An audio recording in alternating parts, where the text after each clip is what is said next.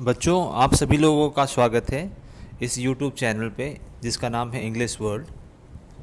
इसको आप लोग शेयर करिए और सब्सक्राइब करिए। इस वीडियो में हम लोग जिस प्ले पे चर्चा करने जा रहे हैं, जिस नाटक पे चर्चा करने जा रहे हैं, उसका नाम है अ डॉल्स हाउस और इसको हेनरिक इब्सन ने लिखा है। हेनरिक इब्सन 1828 में नॉर्वे में पैदा हुए थे और 1906 में 78 साल की आयु में इनकी डेथ हो गई। इनका जो प्ले है, नाटक है अ डॉल्स हाउस, वो 1879 में पब्लिश हुआ था। अ डॉल्स हाउस एक प्रॉब्लम प्ले है। प्रॉब्लम प्ले का मतलब ये होता है कि ऐसा नाटक जिसके माध्यम से समाज में हमारी जो कुछ समस्याएं हैं उनको उद्धृत, रेखांकित अथवा उठाया जाता है। जैसा कि आप जानते हैं कि ड्रामा का आज तक दो ही उद्देश्य रहा है। एक उद्देश्य तो ये है कि ड्रामा के माध्यम से हम लोगों का मनोरंजन कर सकें, और दूसरा उद्देश्य ये है कि ड्रामा के माध्यम से समाज के कुछ ज्वलंत जो समस्याएं हैं उनको हम लोग उठा सकें। अ डॉल्स हाउस दूसरे प्रकार का नाटक है जिसको हम प्रॉब्लम प्ले कहते हैं। इसका मतलब ये हुआ कि इस प्ले के तहत या इस प्ले के माध्यम से जो ड्रामेटिस्ट हैं हेनरिक इब्सन, वो समाज की कुछ कुरीतियों को, कुछ बुराइयों को उठाना चाहते हैं। अ डॉल्स हाउस प्रॉब्लम प्ले होने की वजह से इसमें बहुत सीमित कैरेक्टर हैं जिनको इंट्रोड्यूस किया गया है, जिनको स्थान मिला है। उनमें से एक हैं टॉरविल्ड हेल्मर। टॉरविल्ड हेल्मर प्रोफेशन से एक लॉयर हैं, लेकिन जब ये प्ले स्टार्ट होती है, शुरू होती है, ये प्ले 3 एक्ट की है, तो पहला एक्ट जब शुरू होता है तो टॉरविल्ड हेल्मर को एक नौकरी मिल चुकी होती है। वो किसी प्राइवेट बैंक में उनको एक बैंक मैनेजर की नौकरी मिल चुकी होती है, जिसको वो नए वर्ष 1 जनवरी से ज्वाइन करने की सोच रहे हैं। दूसरा जो प्रमुख कैरेक्टर है वो नूरा हेल्मर है। नूरा हेल्मर टॉरविल्ड हेल्मर की पत्नी है। नूरा हेल्मर और टॉरविल्ड हेल्मर के 3 छोटे छोटे बच्चे हैं, आइवर, बॉब और एमी। और इनके इस छोटे परिवार में इन तीनों बच्चों की देखभाल करने के लिए एक ओल्ड नर्स है या मेड सर्वेंट है। इनके 2 फैमिली फ्रेंड्स हैं, एक डॉक्टर रैंक है और एक क्रिस्टीन लिंडी। क्रिस्टीन लिंडी नूरा की सहेली है, बचपन की सहेली है। और इसमें एक और कैरेक्टर है मिस्टर क्रॉक्सटेड, और ये सज्जन मनी लेंडर का काम करते हैं। ये पैसों को बांटते हैं इंटरेस्ट पे। तो इस प्रकार से कुल मिला के ये 6 कैरेक्टर हैं और अ डॉल्स हाउस एक प्रॉब्लम प्ले है। डॉल्स हाउस जब शुरू होती है तब तक नूरा और हेल्मर की शादी के 8 साल बीत चुके होते हैं और इनके बीच सब कुछ बढ़िया चल रहा होता है। इनके बीच सब कुछ बढ़िया चल रहा होता है। नई नई नौकरी मिली होती है और परिवार में उत्सव का माहौल होता है। ये पूरा का पूरा जो प्ले है, ये 3 दिनों का प्ले है और ये शुरू होता है 24 दिसंबर अर्थात क्रिसमस ईव में। नूरा और हेल्मर के बीच में काफ़ी अच्छा संबंध है और हेल्मर, जैसा कि पुरुष मानसिकता होती है, पुरुष सत्तात्मक समाज है, तो हेल्मर हमेशा अपनी पत्नी को अपना एसेट या कमोडिटी मान के चलते हैं और वो हर जगह अपने पत्नी को कोई ना कोई सजेशन देते रहते हैं। उसमें से सबसे बड़ा सजेशन ये है कि तुम किसी से पैसा मत लो, तुम जो है इतना खर्च करो कि तुमको कभी किसी से बोरो ना करना पड़े। और हमेशा वो अपनी वाइफ को लिटिल लार्क या लिटिल स्क्वायरल कहते हैं। और चूँकि वो लॉयर थे, उनकी इनकम अनसर्टेन थी, इसीलिए वो अपनी पत्नी को हमेशा कहते हैं कि ज़्यादा पैसे खर्च नहीं करना चाहिए। वो अपनी पत्नी को बहुत प्यार करते हैं और इसीलिए वो हमेशा कहते हैं कि तुम ज़्यादा मिठाई मत खाया करो, इससे दांत खराब होती है। और उनकी पत्नी भी कहती है कि नहीं ठीक है, मैं आपकी बात मानूंगी, लेकिन वो उनकी बात कभी नहीं मानती है और उनसे छिपा करके मिठाई हमेशा खाती रहती है। इतने भी इसके तुरंत बाद उनके घर में 2 विज़िटर्स आते हैं। वो हैं डॉक्टर रैंक और मिसेस लिंडी। डॉक्टर रैंक इनके फैमिली फ्रेंड है और वो हमेशा किसी न किसी बहाने अपना समय पास करने के लिए इनके घर आते रहते हैं। ये लोग अपार्टमेंट में रहते हैं। डॉक्टर रैंक एक विडोअर हैं, मतलब इनकी पत्नी नहीं है, इनके बच्चे नहीं हैं। और मिसेस लिंडी ये भी एक विडो हैं, इनकी शादी हुई थी लेकिन दुर्भाग्यवश इनके बच्चे नहीं हुए और इनके जो पति हैं वो अब इस दुनिया में नहीं हैं।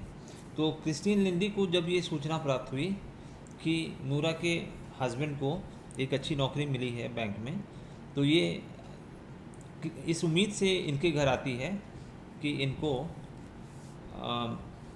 एक नौकरी मिल जाएगी। इनके जो हस्बैंड है, नूरा के हस्बैंड है, वो क्रिस्टीन लिंडी को हेल्प कर देंगे। जब दोनों सहेलियां मिलती हैं तो काफ़ी पुरानी बात होती है और ये लोग आपस में कई चीज़ें शेयर करती हैं, क्योंकि ये लोग कई दिनों बाद मिली हैं।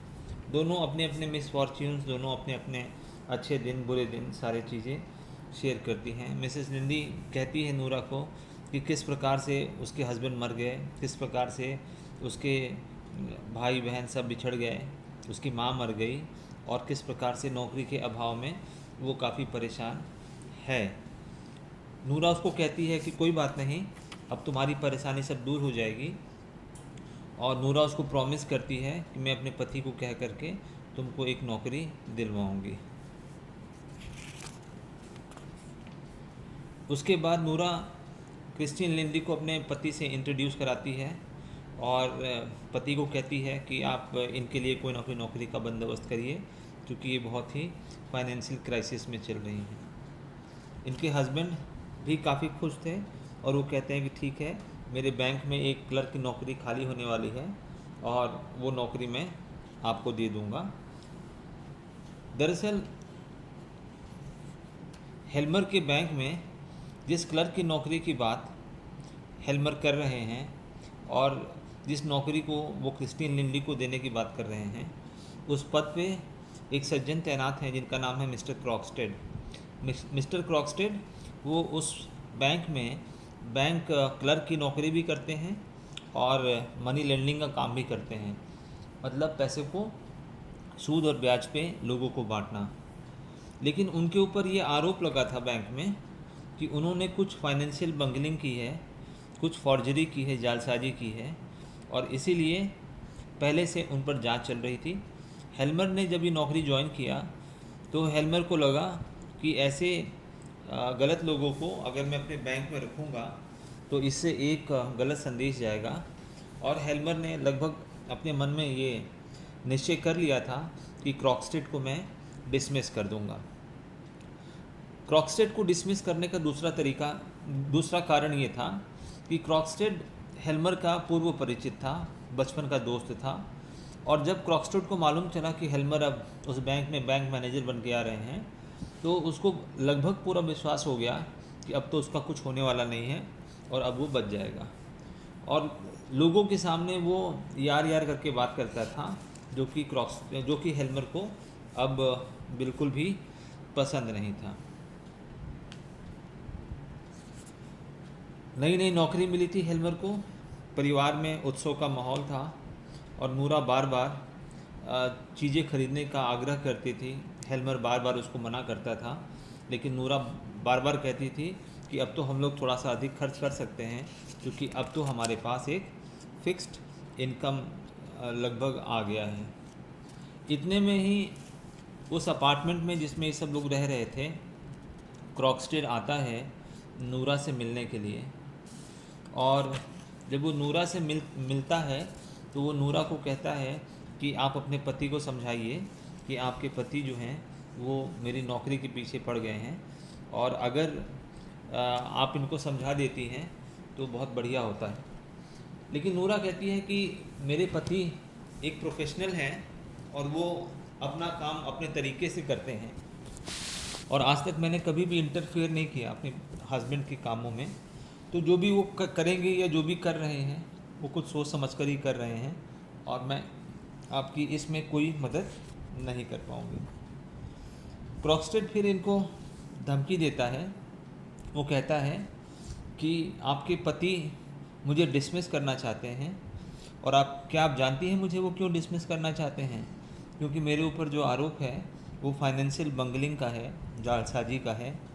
लेकिन जिस आरोप की वजह से आपके पति मुझे डिसमिस करना चाहते हैं, लगभग वैसा ही आरोप तो आपके ऊपर भी है, क्योंकि आपने पैसे लेने के लिए अपने फादर का सिग्नेचर फॉर्ज किया था। तो नूरा अचानक बहुत चौंक जाती है।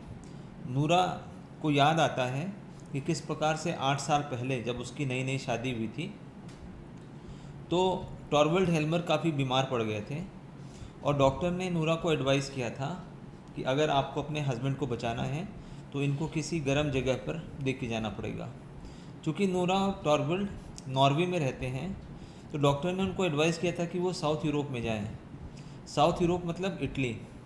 अब इटली में जाने के लिए उनके पास पैसे नहीं थे, क्योंकि हेल्मर एक नया लॉयर था, प्राइवेट लॉयर, प्रोफेशनल लॉयर। तो अपने हस्बैंड को बचाने के लिए नूरा ने एक मनी लेंडर जिसका नाम मिस्टर क्रॉक्सटेड है, जो अभी धमकी दे रहा है, उससे उन्होंने पैसे लिए, उधार लिए। पैसे लेने के लिए एक श्योरिटी की ज़रूरत होती है, तो नूरा ने अपने फादर को अपना श्योरिटी बनाया और जल्दीबाजी में अपने फादर का सिग्नेचर खुद ही कर दिया।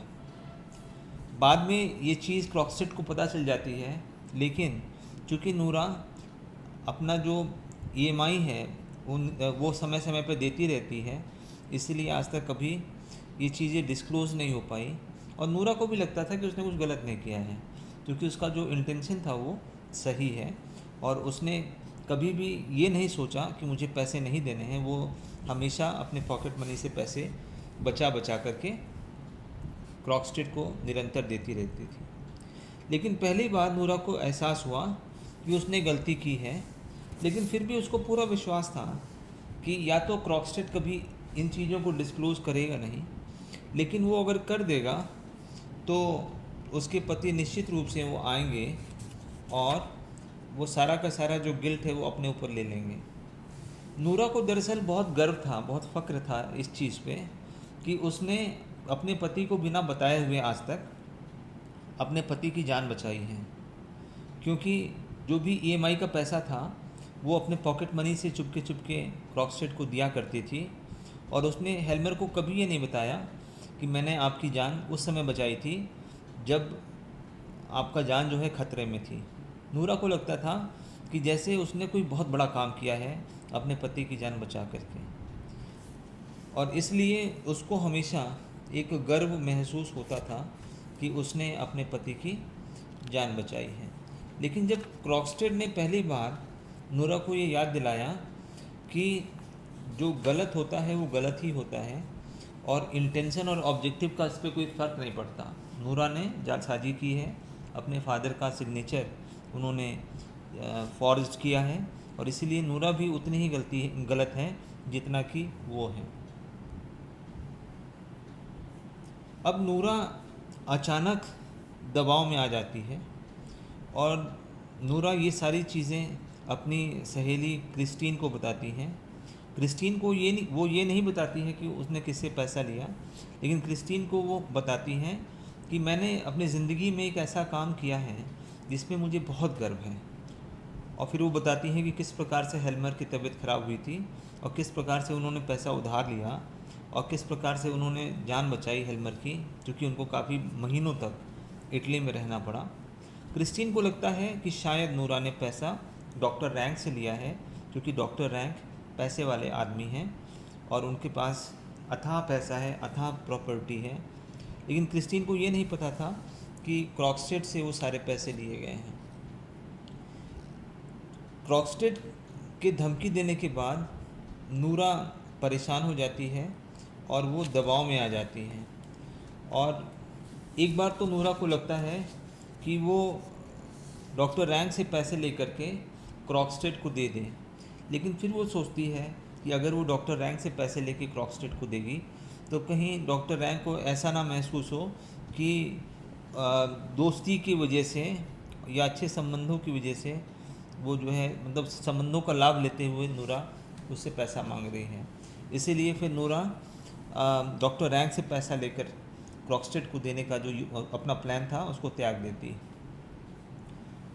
अब कभी नूरा को लगता है कि उसको सुसाइड कर लेना चाहिए, क्योंकि नूरा ये सोच नहीं पा रही है कि अगर हेल्मर को पता चल जाएगा तो हेल्मर कितना ज़्यादा अपने को जो है भाग्यशाली मानेगा और फिर पता नहीं वो उससे बराबरी के काम जो है अपनी आंखें मिला पाएगा अथवा नहीं मिला पाएगा। तो ये सोच करके नूरा सोचती है कि मैं क्या करूं, कैसे बचूं इन सारी चीज़ों से। खैर, क्रॉक्सटेड बार बार नूरा को धमकी देता है कि वो अपने हस्बैंड को समझा ले ताकि उनके हस्बैंड इसको नौकरी से ना निकाले। नूरा बहुत दबाव में आ जाती है, अपने हस्बैंड से कहती है क्रॉक्सटेड के बारे में। तो हेल्मर बहुत परेशान हो जाता है, बहुत नाराज़ हो जाता है। वो कहता है नूरा को कि तुम इस प्रकार के गंदे लोगों से दूर रहो, क्योंकि जो लोग गलत होते हैं वो लोग समाज के लिए एक खतरा हैं और वो लोग अपने परिवार के लिए भी खतरा हैं। और ऐसे लोगों की परछाई अगर उनके बच्चों पे भी पड़ती है तो उनके बच्चे का जो सुख और समृद्धि है, शांति है, वो संकट में आ जाता है। नूरा को लगता है कि जो गलती क्रॉक्सटेड ने की है लगभग वही गलती तो उसने भी की है। तो उसको लगता है कि कहीं ऐसा ना हो कि उसकी जो परछाई है, उसका जो पाप है वो उसके बच्चों पे पड़े। तो हम देखते हैं कि नूरा अपने बच्चों से भी थोड़ा थोड़ा कटी रहना शुरू कर देती है, अपने हस्बैंड से भी कटी रहना शुरू कर देती है। और वो एक बार उस ओल्ड नर्स से पूछती भी है कि क्या मैं अगर घर में नहीं रहूँगी तब भी तुम मेरे बच्चों की ऐसी देखभाल करोगे। तो वो नर्स जो है वो शॉक्ड हो जाती है, वो समझ नहीं पा रही है कि इतना सब कुछ खुशगवार है, नई नई नौकरी मिली है, हर कोई प्रसन्न है, तो फिर ऐसी बात नूरा क्यों कर रही है। अब क्रिसमस ईव का समय है, 24 दिसंबर की रात है। एक पार्टी ऑर्गेनाइज़ की गई है और उस पार्टी में डांस होना है और डांस की तैयारियां चल रही हैं। अब उस डांस में डॉक्टर रैंक भी आएंगे और अपार्टमेंट के और लोग भी आएंगे। उसमें क्रिस्टीन को भी जो है इनवाइट किया गया है। नूरा और हेल्मर भी उसमें पार्टिसिपेट करेंगे। लेकिन उस डांस से पहले ही क्रॉक्सटेड अपने धमकी के अनुसार एक लंबा सा चिट्ठी लिखता है और वो चिट्ठी जो है लेटर बॉक्स में ड्रॉप कर देता है। दरअसल क्रॉक्सटेड का चिट्ठी लिखने का जो वजह ये था कि जब नूरा क्रॉक्सटेड की थोड़ी सी जो है तरफदारी करती है हेल्मर से, तो हेल्मर काफ़ी नाराज़ हो जाता है और वो तुरंत अपने बैंक जाता है और एक जो है रस्टिकेशन लेटर वो टाइप करवाता है और क्रॉक्सटेड को बैंक से निकलवाने का एक आदेश दे देता है और वो लेटर क्रॉक्सटेड तक पहुंचा जाता है। जब वो लेटर क्रॉक्सटेड तक पहुंचता है तो क्रॉक्सटेड काफ़ी नाराज़ हो जाता है और उसको लगता है कि अब मुझे भी बदला लेना चाहिए। तो वो एक लेटर जिसमें वो सारी जानकारी और सारी फाइनेंशियल ट्रांजैक्शन जो नूरा ने उसके साथ की थी, वो उसके सारे जो है दस्तावेज, सारे साक्ष्य उसमें लगा करके और वो लेटर बॉक्स में डाल देता है। उसको पता है कि हेल्मर रात को लेटर बॉक्स से लेटर निकाल के पढ़ते हैं और जब वो पढ़ेंगे तो उनको सारी बात समझ में आ जाएगी। इतने में ये सारी की सारी बातें नूरा क्रिस्टीन से शेयर करती है और वो कहती है कि दरअसल जो पैसा मैंने लिया था वो किसी और से नहीं, क्रॉक्सटेड से लिया था। तभी हम लोगों को ये पता चलता है कि क्रिस्टीन और क्रॉक्सटेड के पहले से संबंध हैं।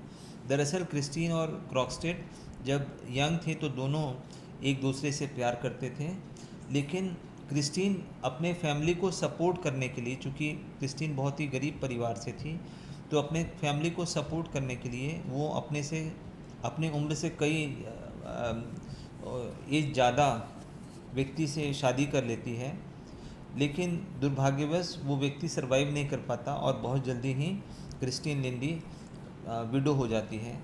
क्रॉक्स्टेड भी किसी दूसरे से शादी कर लेते हैं, उनके बच्चे भी होते हैं, लेकिन उनकी वाइफ भी सरवाइव नहीं कर पाती है।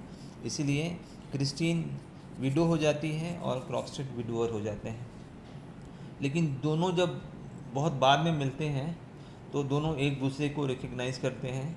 क्रिस्टीन क्रॉक्स्टेड को कहती है कि तुम जो है नूरा की लाइफ को क्यों बर्बाद करना चाहते हो। तो क्रॉक्स्टेड कहते हैं कि तुमने भी तो मेरी ज़िंदगी बर्बाद कर दी थी। तो क्रिस्टीन फिर सरकमस्टेंसेस बताती है, कारण बताती है कि क्यों उसने शादी नहीं की क्रॉक्स्टेड से। और फिर क्रॉक्स्टेड और क्रिस्टीन पुराने जो तकलीफ़ हैं, जो गम हैं, जो गिले शिकवे हैं, उसको भूल करके फिर से शादी करने का प्लान बनाते हैं, फिर से एक नई ज़िंदगी शुरू करने का प्लान बनाते हैं। और अब क्रॉक्स्टेड बदल गया है। क्रॉक्स्टेड को लगता है कि अब बदली हुई परिस्थिति में नूरा को जो है माफ़ करना ही श्रेयकर होगा। तो वो एक दूसरी चिट्ठी लिखता है और उसमें वो सारे के सारे जो आरोप उसने पहले चिट्ठी पे नूरा के ऊपर लगाए थे और जो धमकियां हेल्मर को दी थी, वो उन धमकियों को और उन सारे आरोप को वापस ले लेता है। और जो दस्तावेज़ थे क्रॉक्स्टेड के पास नूरा के ख़िलाफ़, उन सारे दस्तावेज़ों को भी ओरिजिनल में वापस कर देता है और इस दूसरे लेटर को भी वो लेटर बॉक्स में डाल देता है।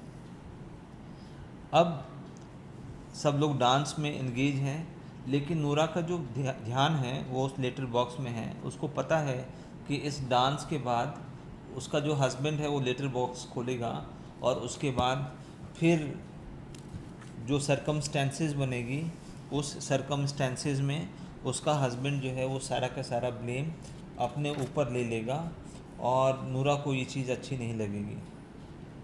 और होता भी कुछ वैसा ही है।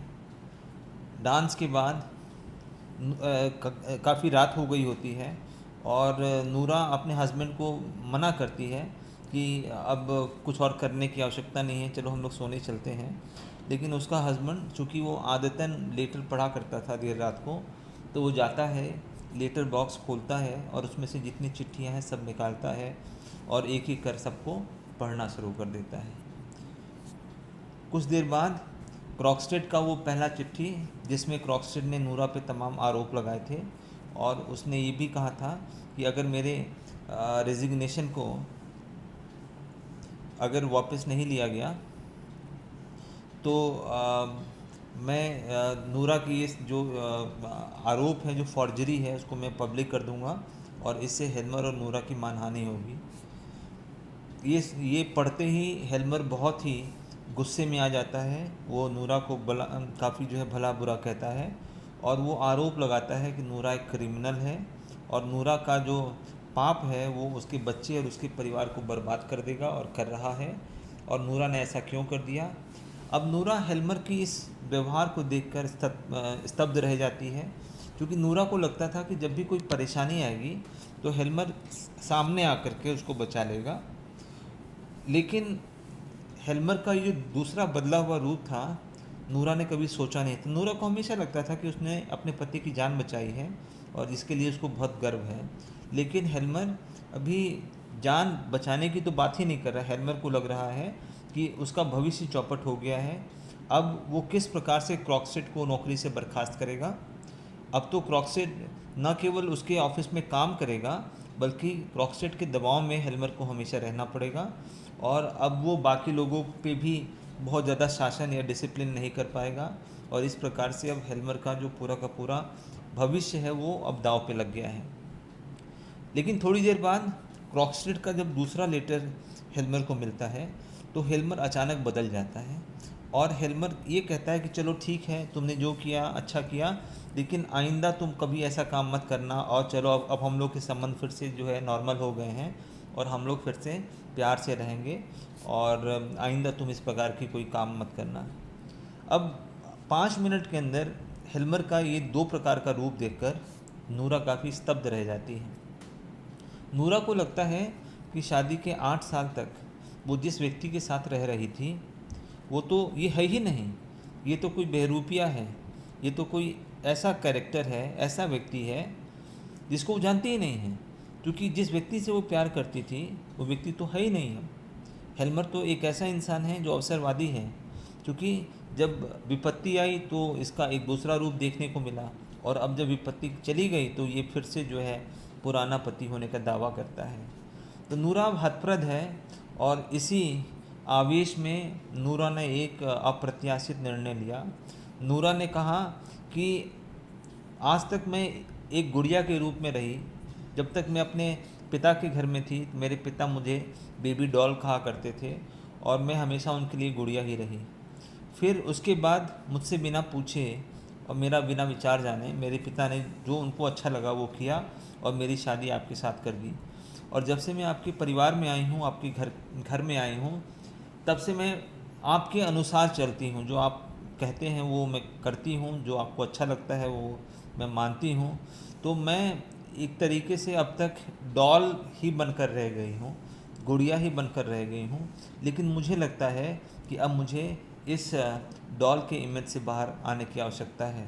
मेरा कुछ कर्तव्य है जो मेरा अपने प्रति है। आज तक मैं अपने पिता के प्रति जो कर्तव्य था उसका निर्वहन किया, अपने पति के प्रति जो कर्तव्य था उसको मैंने निभाया, अपने बच्चों के प्रति जो कर्तव्य था उसको मैंने निभाया। लेकिन आज तक मैंने अपने को हमेशा इग्नोर किया, अपने को हमेशा जो है नज़रअंदाज किया।